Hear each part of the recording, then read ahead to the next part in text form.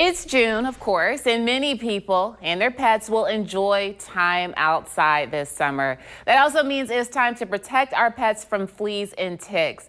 Joining me now is Dr. Broadhurst with the Clay Humane Society to talk about simple ways we can protect our pets from pests. So I know ticks is a common thing. I have a little doggy at home and he is constantly getting ticks every time I take him for a walk. Not every time, but it's common. So what are the symptoms and causes of both? Well, ticks are very common parasites. They really mostly affect dogs that go on walks, that go out in the park or out in the woods, because they hang on the tips of branches and kind of grab onto your dog's fur when they walk by. They are really pesky. You don't usually feel them. Your dog usually doesn't feel them. You usually discover them when you lift up the fur or check between the toes or under the ears and see them anchored in there. So those can be problematic.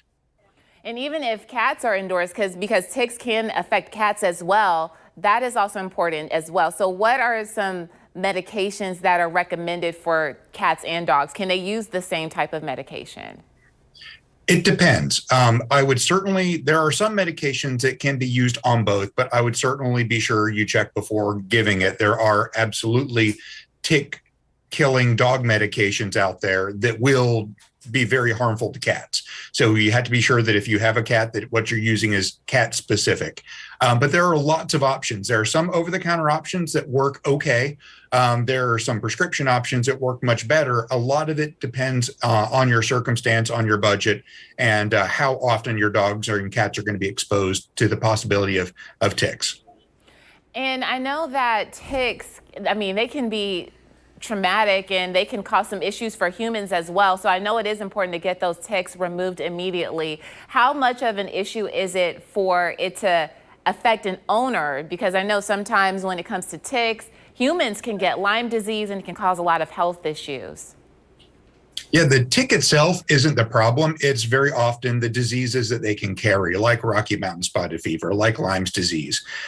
Those are problematic and can be transmitted to humans if your tick is done feeding on your dog, or it's on your dog and transfers to you, bites you. It certainly, I mean, obviously check yourself after you've gone out in the woods, make sure you're not carrying any ticks in as well. But the fewer ticks in the household, on the dog, on the cat, on you, the much less your chances of contracting one of those tick-borne diseases is. And what's the easiest way to remove a tick? Because I'm sure you probably don't recommend you grabbing it with your finger when you're trying to pull it off of your dog. Fingers are better than nothing, but they do have specific devices out there called tick spoons, which they're a little piece of metal or plastic you hold with a very narrow fork at the end, and you go under, and as per the directions, you twist it back and forth, and you work that anchor that they have out of the skin. It is possible if you do it with your fingers, you'll tear the tick in half, and you will have the front half of the tick still embedded in the dog.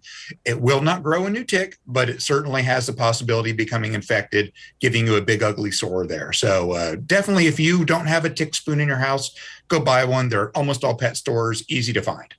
And I'm sure that dogs and cats can get sick if the tick stays on them too long. When is it a sign to take your animal to the vet? Certainly, if you know that your dog has been out in the woods and you pulled off a couple of ticks, and within a couple of days or a week, you're getting lethargy, your dog's starting to have painful joints, or it's not wanting to be, to do things that it normally does, go to the vet and just be sure you mention to your veterinarian that, I did pull a couple of ticks off a couple of days ago. We have a cat in hospital right now who actually was suffering from a kind of obscure condition called tick paralysis, where toxins from the ticks actually got into the neuromuscular junctions and more or less paralyzed her. Get rid of the ticks, got rid of the problem. She's now doing great. Oh my goodness. So definitely important to stay on top of ticks and making sure that those pests stay away. Thank you, Dr. Broadhurst, for all of this helpful information. My pleasure. Thanks for having me.